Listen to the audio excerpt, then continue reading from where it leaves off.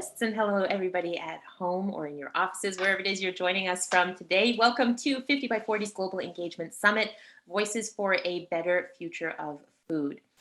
50 by 40 is gathering voices from around the world to collectively examine the challenges ahead and exchange ideas. As part of that, we now have some hands-on moments where you get to listen to experts, but also ask lots and lots of questions, possibly build your own professional skill set, and also share some of your own ideas about the outcomes that you would like to see or that you've committed to. Before we dive in, I just want to remind everyone of our code of conduct. 50 by 40 is committed to creating a welcoming environment that is inclusive, respectful, and safe for everyone. We have a few guiding principles for the day, which is engage and unite. So this is really your chance to make this your own summit experience. As we've seen in the toolkit sessions earlier today, it is really wonderful when you share your ideas. So please use the Slido tool, ask your questions, make your comments, because we would love to hear from you wherever you are in whatever context you are living in. Today and tomorrow, these toolkit sessions continue. So I will be back in a few moments. I'm going to hand this over to Jon Bockman, who is going to lead this next session. And I'm going to be back with some questions and answers that come from you. One last thing I want to remind everybody about is the conference app. We've had a couple of days together now. You've heard some really interesting voices. You've heard questions from around the world. I would encourage you to go to the Global Engagement Summit website and download that app so that you can connect with each other and continue those conversations that you'd otherwise be having in the hallways of an actual physical in-person meeting. We are going to move now into this next panel session. This is about the role of Philanthro-activism. Jon Bockman is going to guide us through a conversation. He works with 50 by 40 on grants and funding and is an expert in this area. Part of the question that's being addressed here is how visionary philanthropists and frontline leaders can work together to solve the food system crisis. One of the questions that each of the people gathered here today is going to address is if we can create a global, open, collaborative platform that gathers stories and up-to-date data on world changers or change makers, what does that mean for philanthropy in 2021 and moving beyond?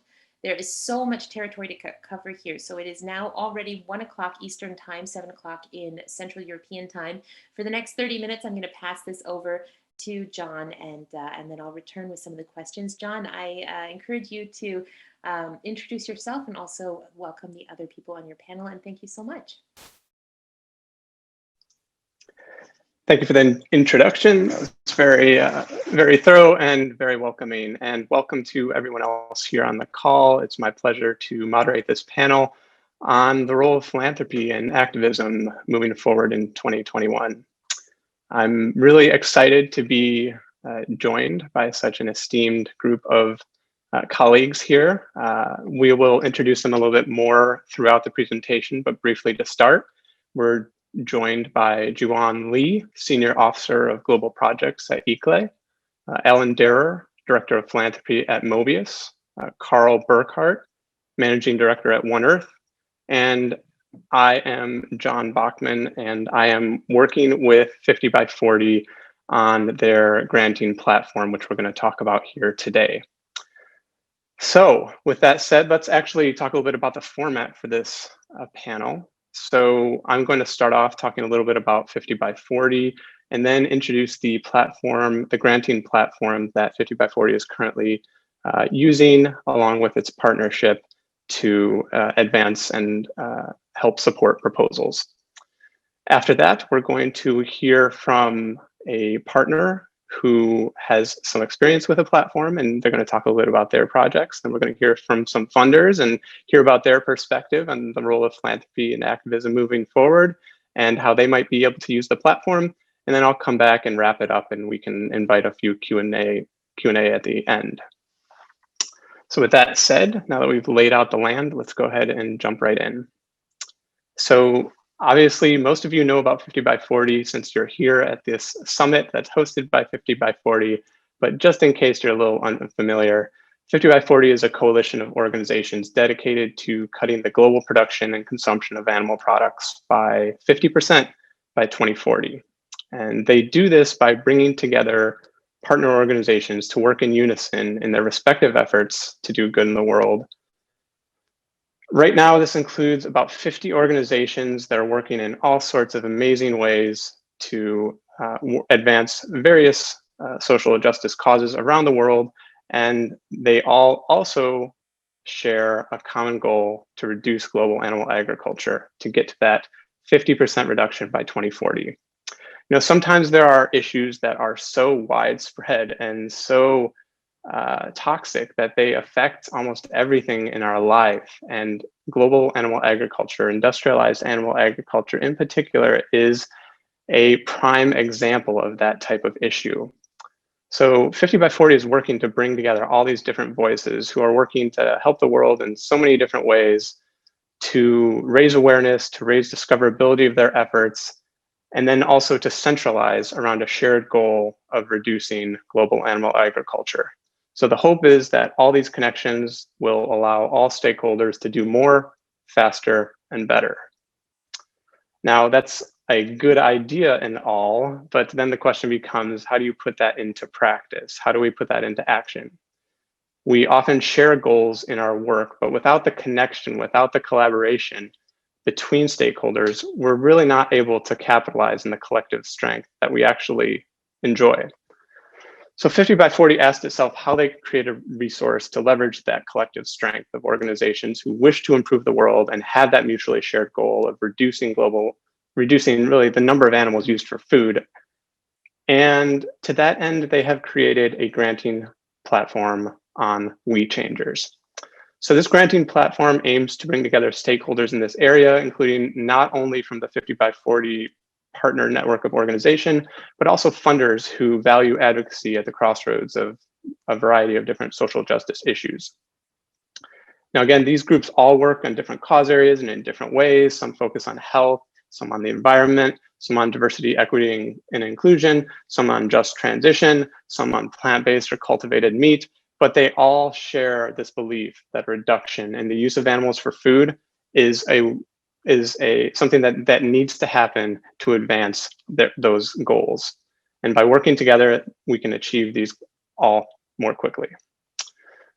So with that said, I'm going to go ahead and share my screen with, actually, I don't have screen sharing abilities now. So if you could go ahead and give me permission, Brett, in the back end, that would be most appreciated. But in just a moment, I'm going to start sharing my screen so that you can see the platform itself while I talk about it. We're going to hear from some of the people that are involved and on the ground doing this important work in just a moment, as I spoke of earlier. But first, we thought it would be helpful to quickly show you the platform so you can visualize what we're talking about. Hopefully, I'll get that permission in just a moment here. But I'm going to go ahead and start talking about it until I do get that permission. Okay, it looks like I just got it. All right, very good, thank you. Okay, so this is the 50 by 40 granting platform. So 50 by 40, as I alluded to, has created this to provide a space for all of those great advocates to highlight their respective efforts and for funders to find projects and find organizations really that they didn't know about that speak to them. Right now, it is exclusive to 50 by 40 partners to ensure a certain level of quality and relevance. But this platform will help bring funding to these partner organizations. It will help unify efforts, increase communication between stakeholders, and ultimately enable them to advertise and promote each other's work. All of this will aid in discoverability and also help identify opportunities for collaboration. And that last point, I don't think we can really overstate the value of. The importance of collaboration is just so crucial, not only between the funders who find these proposals and decide to fund this important work, but between the partners as well. As you'll see in a moment, partners can review each other's basic proposal information, which helps them understand each other's work, and importantly, also recognize opportunities for alignment. So one partner might be working on a specific initiative in a specific country and think that they're working on it alone, but then they could find another group that happens to be working on the same issue, but from a completely different angle. So they might not have known about that group or even that type of advocacy. And this platform is something that can help raise that awareness, that can help groups and advocates discover each other's work. Additionally, the platform provides an opportunity to highlight collaborative efforts, because that is something that is addressed in the questions for the submission process. So it does inquire about collaborative efforts and then give groups an opportunity to showcase those collaborations. So that is something that is not only going to, first and foremost, help those groups efficiently accomplish their goals, but also that is particularly appealing to many funders who want to see more connection between different efforts. So without further ado, let's jump into this. I wanted to talk very briefly about a couple different features of the website before we get to the main feature, which is the proposal page you see before you. There are channels that you can communicate with each other very quickly and easily on this platform, so you can keep all conversations about these grants in one place. There's also groups where you can have essentially a collection of channels. You can have resources and things like that, all gathered around one central hub. So if you were to think of this 50 by 40 granting platform as the 50 by 40 granting platform building, channels would be an individual room in that building where you can go into a room and have a conversation with someone. Groups might be an entire floor where you could have all these different conversations linked in some way. There's also the opportunity to post events, where you could post events that you're hosting as an organization or just that you're attending. And this is, again, to help with the overall theme of discoverability. So how many of us have gone to an event and we're talking to someone a month later and we realized that person was at the event and we would have loved to network with them and we just didn't know, and so we didn't make that connection? Well, this is an opportunity for all the stakeholders in this given space to advertise either their own events or events that they're attending, with the hopes that that will link up more people. So really neat features. There's also a library with a lot of all the information you need to submit proposals to the platform. But without further delay, let's get into the proposals themselves. To submit the proposals, each one of these organizations needs to register on the platform, and that includes registering their organization as well as a personal profile. So as you can see here, this is a collection of cards for each of the organizations that are involved, that have either posted proposals or that are funders that are going to be reviewing proposals. Similarly, you can look at cards for the people that are involved with the organization, with any of these organizations, and contact them and have conversations as noted earlier. And there are degrees of, you can basically choose how public or private you want your information to be. You'll also notice there are some anonymous funder cards here. We do offer the ability for funders to be anonymous on the platform, but we'll talk about that a bit more in just a moment. So looking at this proposal page that you saw at the beginning, we have a long list of proposals. In fact, we have some 44 proposals submitted from 30 different organizations. So a lot of different great ideas to change the world and advocating for meat reduction here. Proposals can be filtered by a wide variety of criteria, including SDGs, the target geography, type of request. So if someone has a specific area they'd like to really make sure they're supporting, they can select it here, or they could select a certain SDG and so forth. So that's a little bit about the overall spread of proposals, but let's take a closer look at an individual one.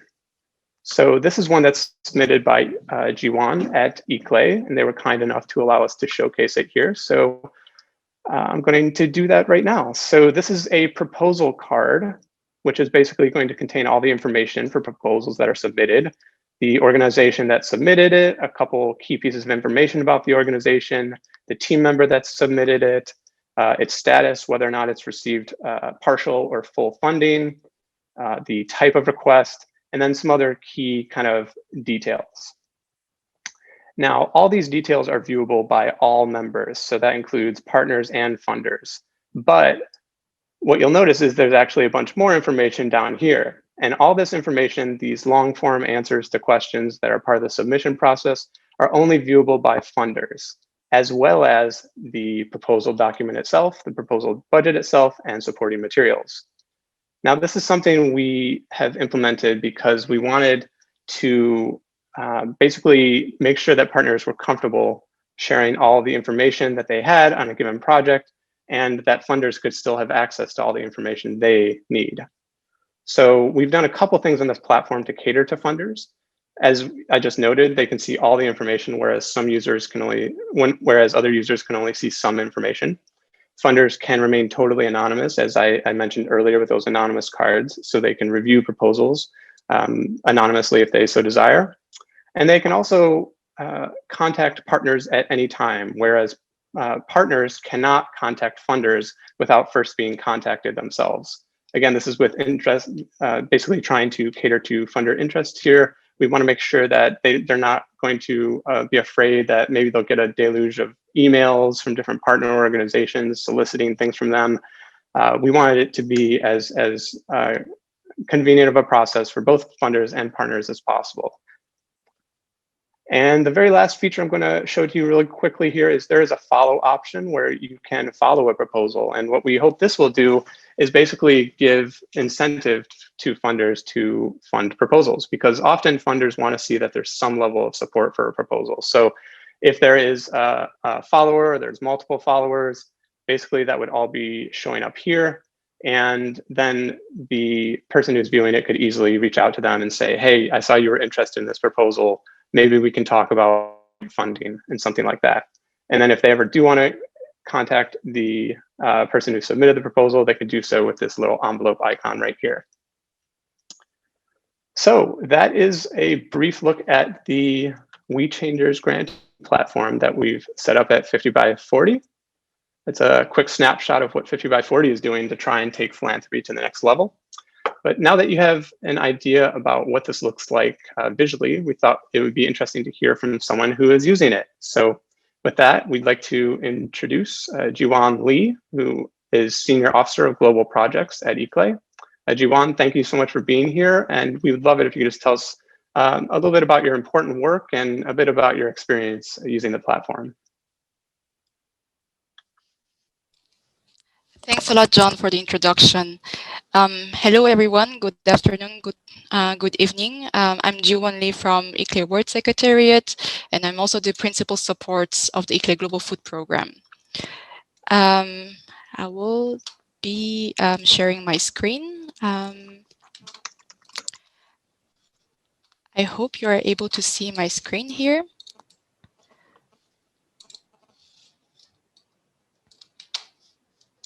Okay.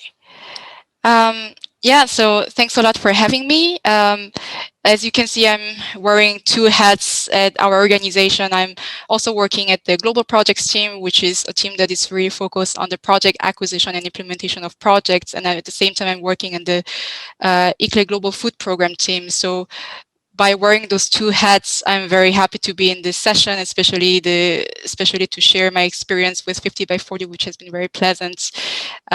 So yeah, I would like to, for the ones who don't know ICLEI so well, I would like to give a brief overview of our work, and especially on our food program, and then also share our experience of the work with 50 by 40. So just quickly about ICLEI, we're a global network of local and regional governments, and we have been in operation for about 30 years. And now we're working with about 1,750 local and regional governments, and we're in operation in more than 100 countries. As you can see, we are in operation around the globe, and I'm based in the Bonn office in Germany, but we do work very closely with all of our offices, and you can see that it also covers the geographical areas where the meat consumption has been increased in the last decades, and we have been collaborating also with them on different initiatives on the food systems to improve the food systems. Jiwon, if I could really quick cut in, I apologize for interrupting, but you're not in the slideshow mode, so I don't know if you could go to slideshow so they see the full size slide. That would be super helpful. Okay, because I have been in the slideshow mode on my computer, but so you're not seeing the full screen modes from your side? Correct. Okay, let me. It did get a little bigger with enlarging that, though. Okay, just I'm very sorry about this. Just give me 1 second.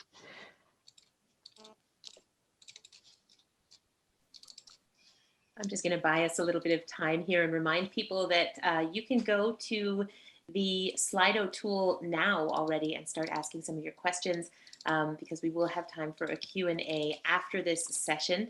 And it would be really great to hear voices from everywhere. So don't worry about what language you speak as your first language, whatever way you express yourself. We're going to try and figure out what it is that you need to know. And this is a really wonderful opportunity because what an incredible amount of knowledge we have around this table.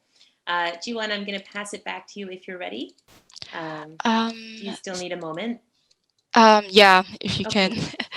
Then, Jon, I'm going to take this hot potato and put it back in your capable hands, and maybe we can move forward in the conversation and then come back.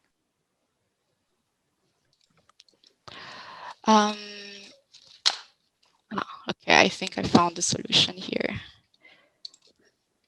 Great.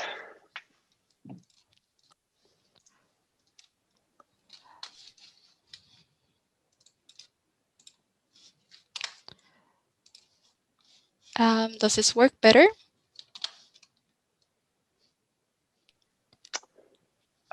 We are still seeing in the preview mode, but we do see the slides, so you can just go forward with it if you can make it as big as possible. I think it's okay to go forward with the slides on the side.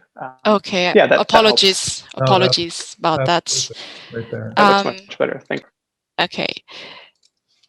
Just moving forward, ICLEI is working on the 5 different pathways that are designed for creating systemic change for local governments to become more sustainable, which are low emission, nature-based, equitable, and people-centered, resilient, and circular development.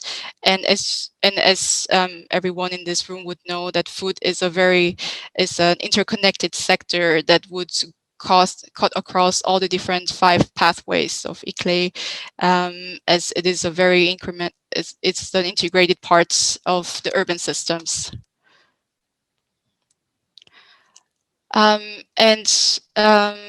As you know, 70% of the food is consumed in cities, where a lot of them are being wasted.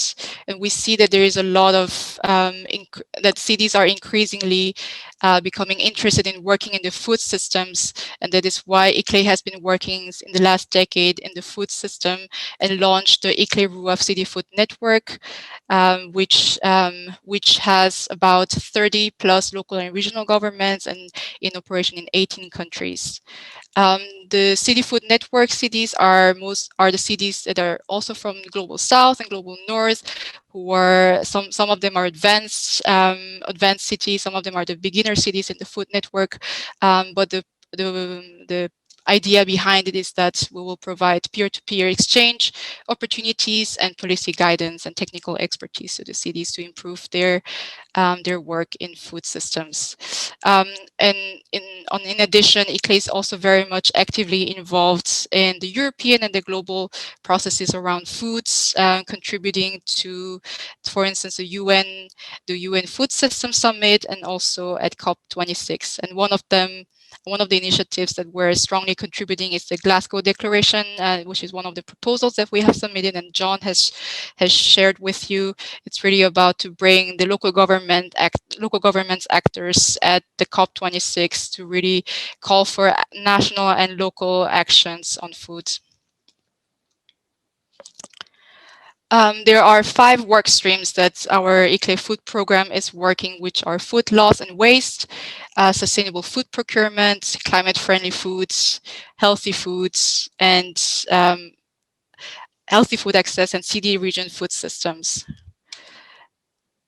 And here, those are the 3 areas, especially on the public food procurement, as well as climate-friendly food and healthy food access, where we see a strong synergies with 50 by 40's vision, because through those angles, we are already promoting plant-based diets, reduction of meat consumption and reduction, and there are multiple areas where we can use as an entry point to synergize our work with 50 by 40's vision. So this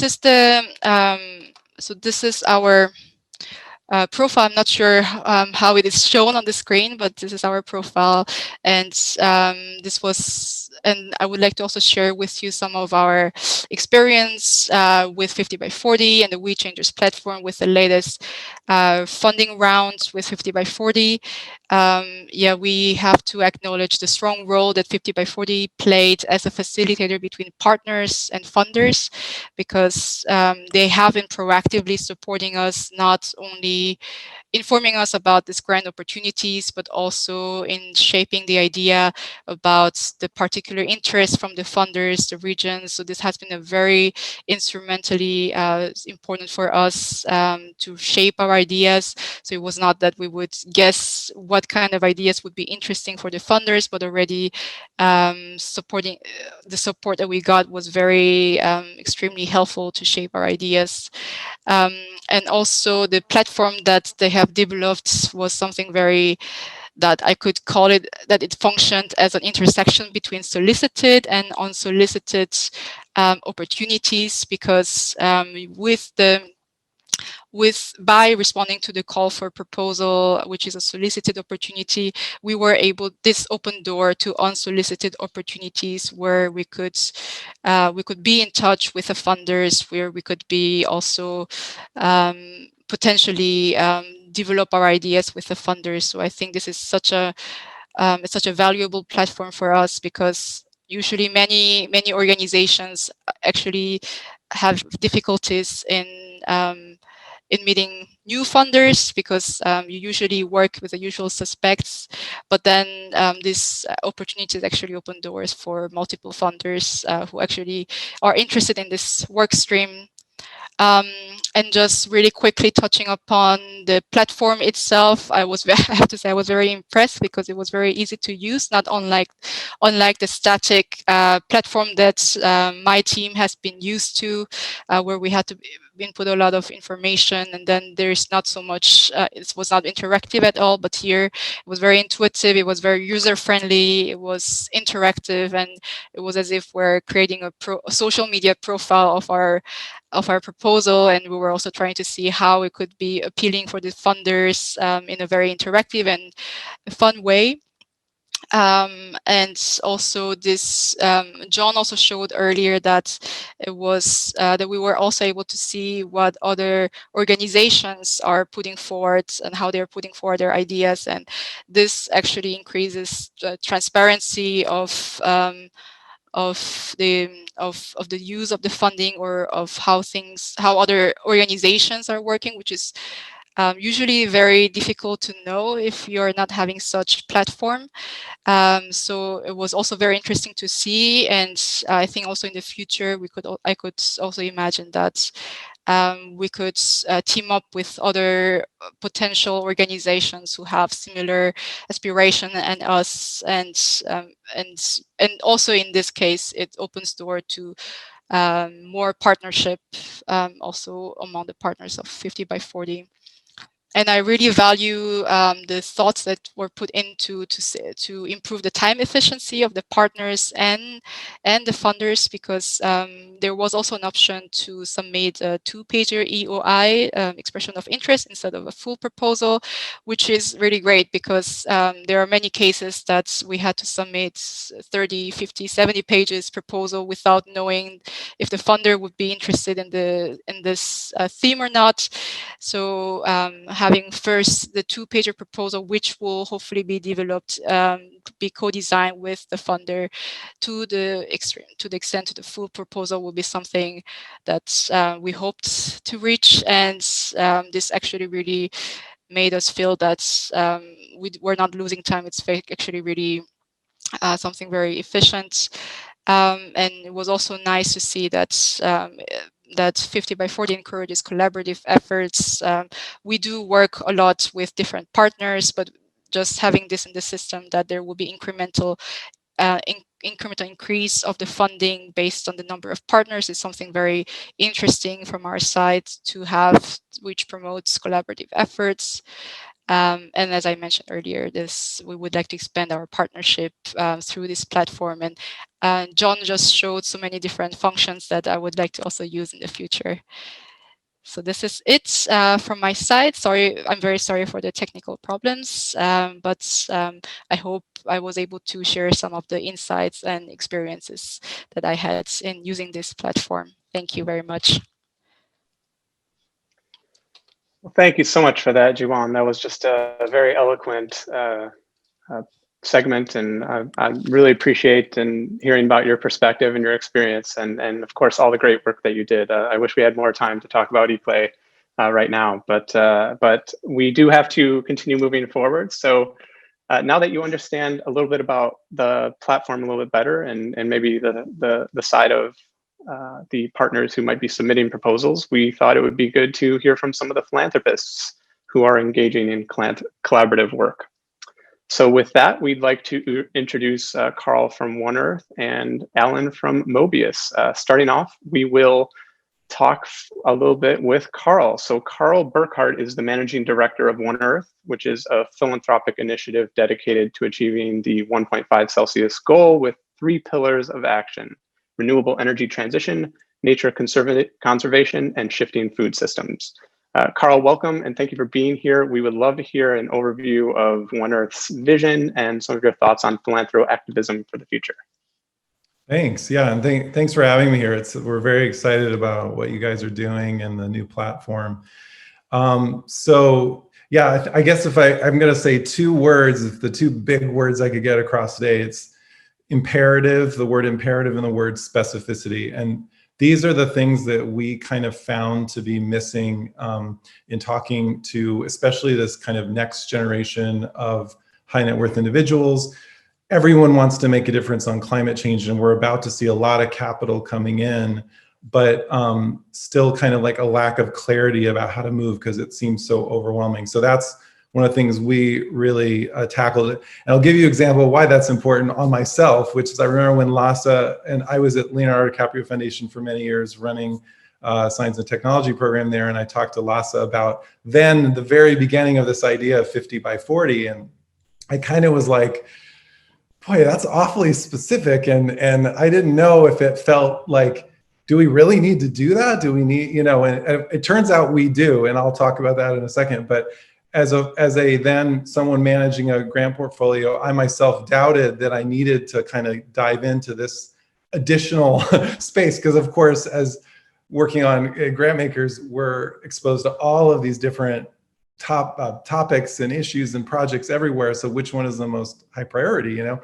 So and it turns out, so I really did need to dive into that. And I'm going to talk about how that kind of morphed, this idea has morphed into One Earth. And I'll just share my screen here for a minute.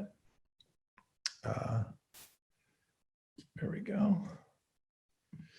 So to start with the imperative part, just a recap of where we are right now. We are at 1.1 degrees Celsius in global average temperature rise, above early industrial levels. And as we saw 2020, we've had very extreme impacts from that level of warming, including rapidly accelerating ice in the poles and massive forest fires on pretty much every continent. And I think we like get caught up in I call them the fire and ice impacts. You know, they seem so dramatic. But the one that really is keeping me up at night is what I'd call like the more humble, the impacts on the earth itself. And I mean earth with a little e. And there was a recent paper that came out that looked at what was going to happen to arable land, the land that produces all of our food, under various degrees of warming. And at 1.5 C, we really start to accelerate the loss of arable land. And when you hear, and this is something we've heard from funders, well, isn't 2 C okay? Like, isn't 2 degrees Celsius all right? Well, no, it's really not. And what happens at 2 degrees Celsius, at least in this paper, I think it was Park et al., there's as much as, we could lose as much as 24% or nearly a quarter of our arable land under 2 degrees Celsius.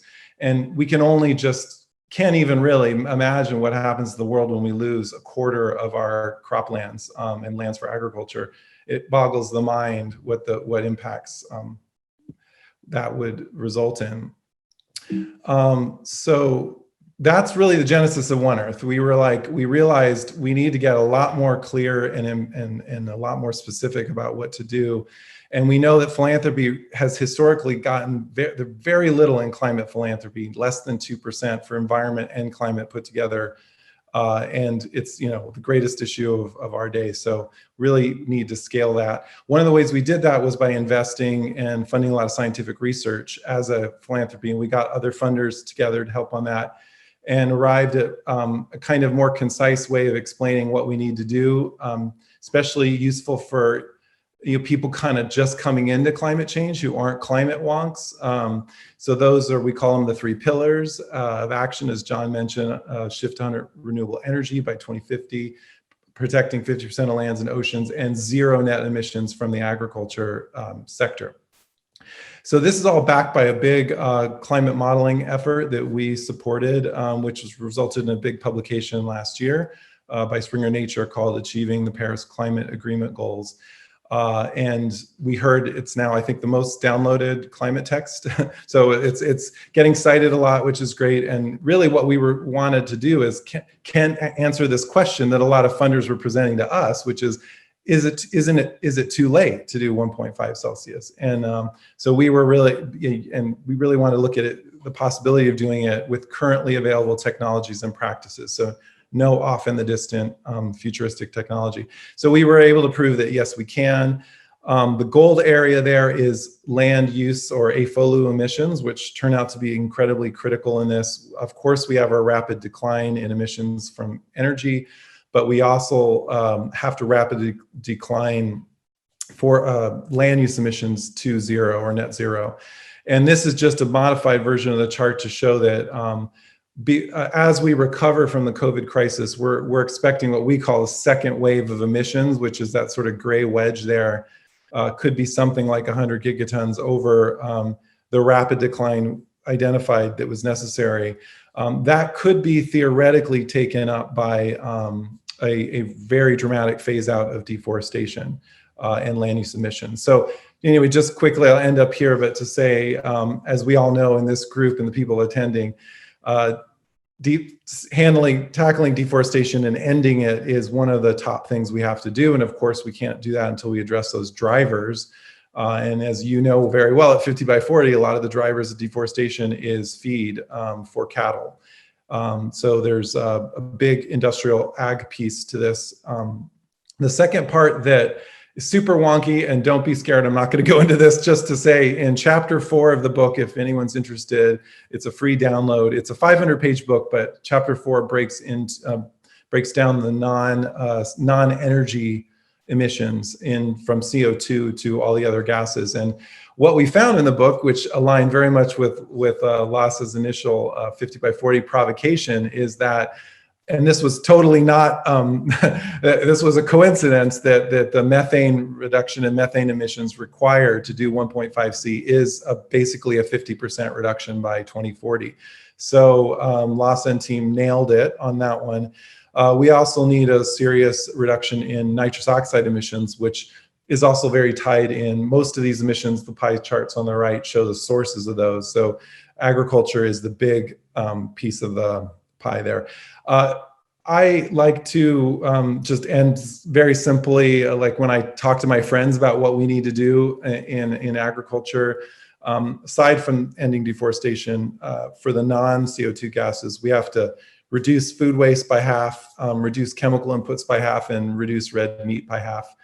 And this is a little cutout of the Eat Lancet Commission diet, which many of you are familiar with. It's a big scientific effort. It's a theoretical scenario of feeding 10 billion people and giving them nutrition.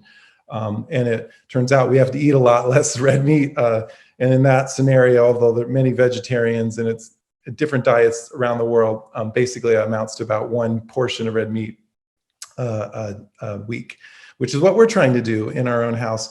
So anyway, just to end, and I'm not going to go into much about on the specifics, we can talk about it later, but we realized we really, to bring all of this science into action, we needed a space for people to explore projects, and this, especially the new generation, and we coined this term Philanthro-activism because really there's an activist sensibility about a lot of young funders, in particular the Gen X, Gen Y funders, want to make a really big impactful, big impact with their funding dollars, and their grandparents and parents probably spent a lot more capital on those big ivory tower institutions. And so one of the ways we're trying to democratize that is by really opening up a platform and showcasing projects through a geographical framework. So this explores by bioregion, which is the ecological sort of boundaries of different regions of the earth, and you can explore projects in the 3 pillars of the climate model that we showed. So we just launched that a couple months ago, and also found out about the platform you guys have, which is so exciting because each one of those little pieces needs it's own world of funders working on it. And the meat reduction piece in particular, I think needs philanthropic capital because it's a type of funding, it's a type of thing that's hard to fund through another mechanism. So anyway, kudos to launching the platform, and I'll leave it at that and we can open up to questions later. Great. Thank you so much for that thoughtful presentation, Karl, and for all of the great work that you're doing and the way you're thinking about things. It's really, I think, a great contribution to this conversation. And gosh, I wish this panel was twice as long because I would love to follow up with some questions of my own. But alas, we are nearing the end of the panel. We may go a couple minutes over, which I've been told is okay because this is the last panel of the day. So apologize if we do run a tiny bit over, but for right now, we're going to transition over to Alan Derer, who is Director of Philanthropy at Mobius, an organization that offers fantastic, thoughtful support for a wide range of initiatives, but I'm going to let him tell you about that. Alan, can you tell us a little bit about Mobius and the work you do, and then your experience with the platform and thoughts on how it could be useful? Thanks, John. Hi, everyone. Great to be with you today. Thank you, Jiwon and Karl, for those presentations.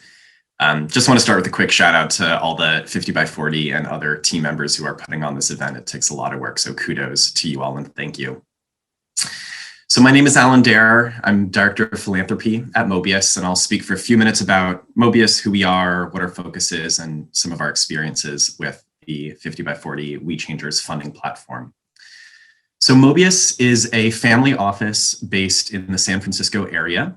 We take an integrated capital approach to looking at how to skillfully deploy capital to address the challenges that the world faces today. Of the many challenges in our world, we at Mobius focus specifically, primarily on addressing the harms and inequities of factory farming. The angle that we come at this is to reduce the vast amount of suffering that it causes for animals in the system. And we also very much believe in a Big 10 approach, which is what we find very appealing about the 50 by 40 work. We know we need to work with a diverse set of NGOs and other stakeholder groups if we want to make change. So the primary way that we engage is through philanthropic grant making to NGOs addressing factory farming through efforts such as farmed animal protection, meat reduction, and food technology to replace the need to raise and kill animals for food. The last quick note I'll mention about Mobius is that we take a multiple forms of capital approach where we try to look holistically at the different ways we're able to support NGOs and advocates in this space. So the financial piece certainly is present and is very important. But we think there are other ways that we can offer as well. And just one example of a project that I'll share is, for 4 years now, we've offered meditation retreats to those who work in the movement trying to address factory farming. So that's one of the ways that we try to support advocates in this space. I'll mention very briefly just a few of the areas that we are seeing opportunities in our own work and supporting organizations that we're quite excited about at the moment. The first is work with governments, especially in the US, where we've been engaged in the last few months. We are seeing opportunities to push forwards to make a change and use the lever of government, whether it's legislation, regulation, administrative actions, or trying to leverage government investment into new industries. International work is something that we're looking at and very interested in exploring. So my understanding is that only 2% of the world's farmed animals currently reside in the United States. And so if we want to really address this global system, we need to look at how to do more, specifically in China, Asia, and Latin America are some areas that I'm currently looking in. Third, institutional campaigns. So working with institutions to offer the right choices for individuals so that we don't need to persuade individuals to make the right choice when it comes to food, but rather creating that food environment where they have better choices. And the fourth area that we're excited about these days is the ability to leverage markets and food technology with plant-based and cultivated meats to replace the need to raise and kill animals for food overall. So lastly, I'll just briefly share a little bit about some of our experience as I've spent the last few weeks beginning to review the 44 proposals that Jon mentioned are in the We Changers funding platform, including ICLEI's proposals. So I'll just share a few of the specific aspects that I have personally found helpful through the offering of this platform. So the first is that, as I mentioned, our relationships at Mobius are primarily in the animal protection space and the veg advocacy space. And so having this platform, first and foremost, just opens us up to learning about opportunities that we otherwise would not have known about. And it's fantastic to learn about diverse organizations, health, environment, trade, faith-based, et cetera, doing work across the globe in many different parts of the region, which are very interesting for us to learn about. So just the exposure to new groups and new approaches, honestly, for me is, I would say, the main value add of the platform.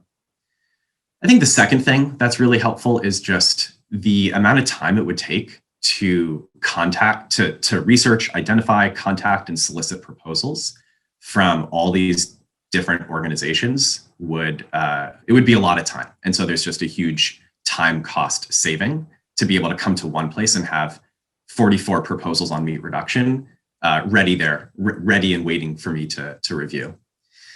And the third that I'm really excited about is the ability for the platform to foster collaboration across funders. It's a really easy platform to get into. The engagement there's a very low bar for engagement. Folks can join anonymously, as Jon said, or with a profile, and they can review and scan proposals without needing to make any funding commitment upfront. So just zooming out, I love the idea of this platform. I think conceptually it's fantastic, and I think it meets a need that exists. We're at a place, I think, where there's a growing number of well-respected global institutions who are taking a stand and speaking out about the need to do more and shift away from intense consumption of meat. But on our side, we're behind on creating a coordinated network and a way for health, environment, and animal protection funders and foundations to come together in a shared way and collaborate on addressing the problem. So I just want to end by sharing my gratitude for 50 by 40 and all of the partners for both cultivating the platform and the great work that you do with the coalition. Factory farming impacts so many movements and groups, and it's crucial we work together in a coordinated way. And I think this is an example of one way that we can do that. It's a joy to be doing this work with all of you. Thank you. Thank you so much, Alan. That was a very, very thoughtful reflection on Mobius's great perspective and on your experience with the platform. I'm just absolutely delighted that it's provided such value, and I think we need to take down some talking points of what you just talked about, because those are such compelling arguments to engage with the platform. So I'm just going to take 1 minute here and wrap things up, and then we'll open it up for some questions. For those of you who have stuck around, we really appreciate you hanging out with us. So you've all got a quick look at the platform today as it stands. It's in its earliest iteration. This is the first funding round that we're using it. But we have ideas for the future on how we're going to make it even more useful to both partners and funders. So to start out with, right now, we're offering quarterly funding rounds, and the first 2 funding rounds were open to all sorts of proposals. But in the future, we plan to have targeted funding rounds where they centralize around a more specific effort or type of work to advocate for the reduction of animal products. And we think that'll increase the ability of groups to identify and discover each other's work and collaborate. So that's something that we're excited about in the future. We're going to continue trying to expand the reach of the platform and engage with new partners and new funders as well, of course, from different sectors, and try to continue to broaden the scope. And finally, last but certainly not least, we're going to be working to identify gaps in the methods that are being used to reduce global animal agriculture. So we're particularly excited about this effort as we really believe that attaining that 50% reduction in 2040 requires the consolidation of efforts, the collaboration between different areas, and making sure that we're working constructively together, not in our own silos. So by identifying gaps in the type of work that's being done in this issue, we can proactively reach out to groups and partners and people who are doing work in that type of area, try to bring them in to try and help them see how animal agriculture affects their area, assuming it does, and try and continue to just broaden the strength and appeal of the platform and 50 by 40's work. So look forward to that in the future, but for today, that is the end of our panel. We, again, really appreciate you all sticking with us and dealing with a little technical hiccups. Big props, as Alan said, to the team behind the scenes, holding everything together and making it all work. We really appreciate everything they're doing. And if we do have any questions, we do have a couple minutes, I think, that we're happy to address them. We do have a couple of questions, but that was such a complete picture that we've been given already. And the questions are very diverse and different from each other, but we'll see how far we can get in these last couple of minutes. Thank you to everybody for sticking around, and Jon for helping guide us through all of that material, because we really had to take in a lot of information all at once. So that's why we have so many different questions. I'm going to start with a question from Arturo, who asks, what are the most common mistakes made by organizations, both big and small, when approaching fundraising? And if a panelist would just like to raise their hand or feel that they could lean into that one. Oh, maybe I'll. Jon, you look like you might be willing to lean in. I'm happy to talk about it, but I also think I don't want to take the floor when we have two great funders on the call right now who might have more specific ideas on that front. But based on my experience, I think that we need to recognize who we're writing for, what the ultimate goal is of where we're submitting.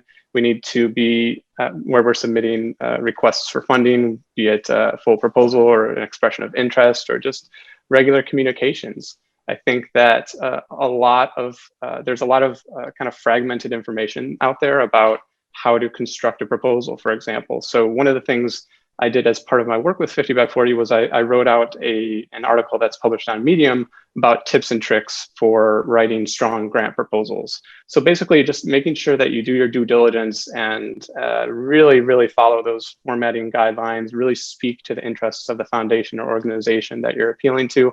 I would say those are really top level, something that's really important that I often see kind of maybe deprioritized, but I don't know if Karl or Alan have anything to add. I think that you really did lean into something that Karl was speaking about, which was the specificity and imperative, and why those are the two important keywords. Karl, I'm going to definitely turn to you. There is a question specifically for you also as an extension of this.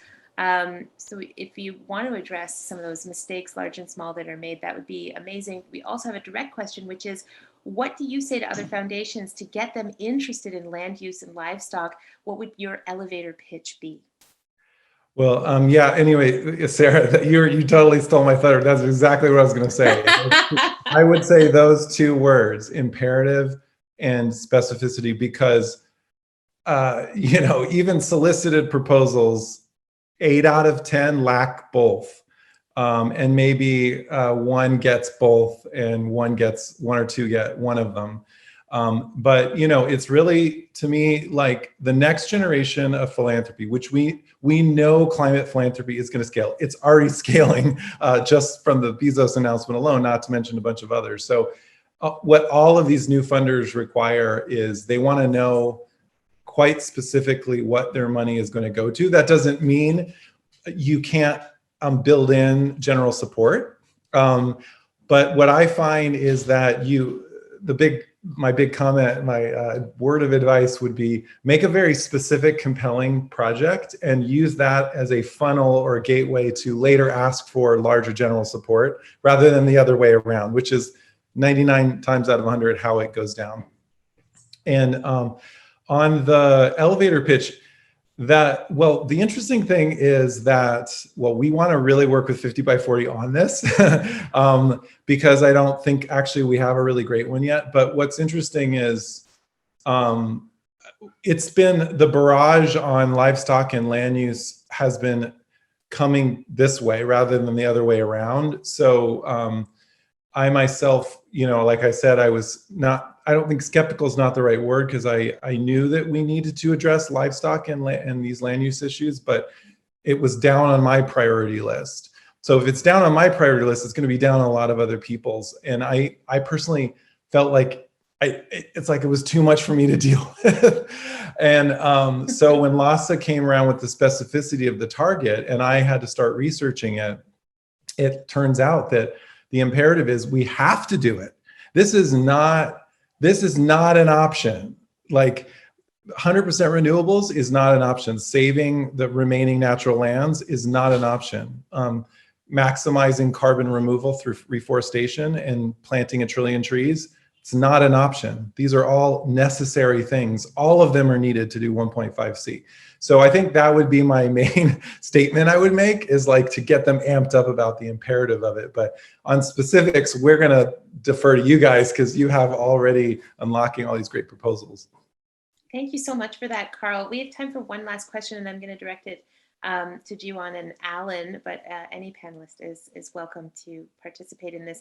Joanna is asking, what kinds of changes have you seen in the past year in terms of funding activities, excuse me, especially in connection to COVID-19? And the platform there is listed incorrectly, but it is, I'd like to widen the question out to be any of the fundraising activities, excuse me.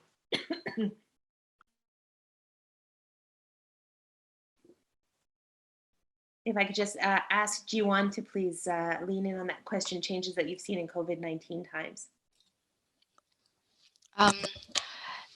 Yes, sure. Thanks for the question.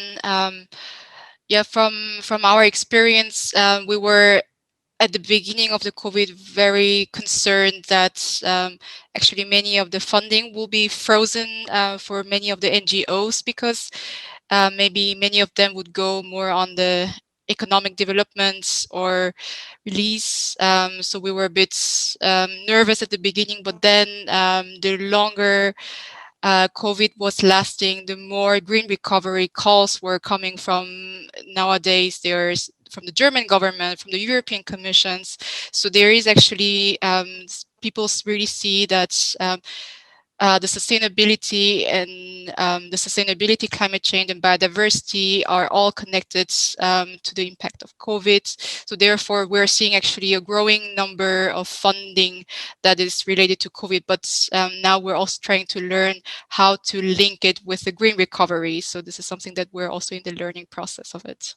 That's fascinating. So what you're seeing instead of what was very worried about 6 months ago was there's going to be no funding. It's going to be a terrible year. 2021 is going to be our hardest funding year. What you're saying is there's actually a great deal of opportunity because people's lives have been so deeply disrupted that the consideration of a green path forward is actually on people's minds and is starting to inspire the projects that you're seeing. Yes, correct. And we have also done a quick assessment internally, and it doesn't look like all of the funding are only related to COVID, but more on on biodiversity, on climate change. It continues to be the funding channel through those aspects, but then just that it requires a lot of integration and embedment of green recovery of the countries. Well, that's really interesting. I imagine that conversation will continue over the next day of this summit because I've heard that more than once, a sense of opportunity in COVID as opposed to simply an upending of our lives. Alan, I want to give you a chance. I saw that you were nodding there for a moment. Would you like to also add to this conversation at this point? I agree with the comments here. I guess I just briefly added, like Jiwon, I think we were sort of at first waiting to see if funders would have a drop in their ability to give for a variety of reasons. Fortunately, although I don't really know, but fortunately I think that's not panning out from what I'm hearing from NGOs. I think maybe things are a little bit down, but not as like devastating as NGOs were worried about in the weeks and early months. And then I very much agree about the opportunities. I mean, I think we're seeing new coalitions emerge with all the media attention on slaughterhouse workers, for example, here in the United States with COVID. And I think it's always a good opportunity for events like COVID for funders and foundations to review their legacy grants and their theories of change and revisit to really make sure that, you know, looking at where the world is today, is this where we want our philanthropy today to be? Right. And so I think that's what I'm seeing as well. Right. And I like the idea that we all have an opportunity to reimagine, re-envision, to really rethink where we're at and where we want to go. Jon, you're absolutely right. We could spend the rest of the day talking about this. This is such an important aspect of the work that we've been talking about for the last 2 days. I'd like to thank all of our panelists for offering so much information in such a small amount of time. It was like the high energy shot, you know, the teeny tiny, super concentrated energy shot that everybody needed. Thank you for all of your incredible insight and for all the information. I know I could kind of hear notes being made around the world. So thank you so much for being here with us today.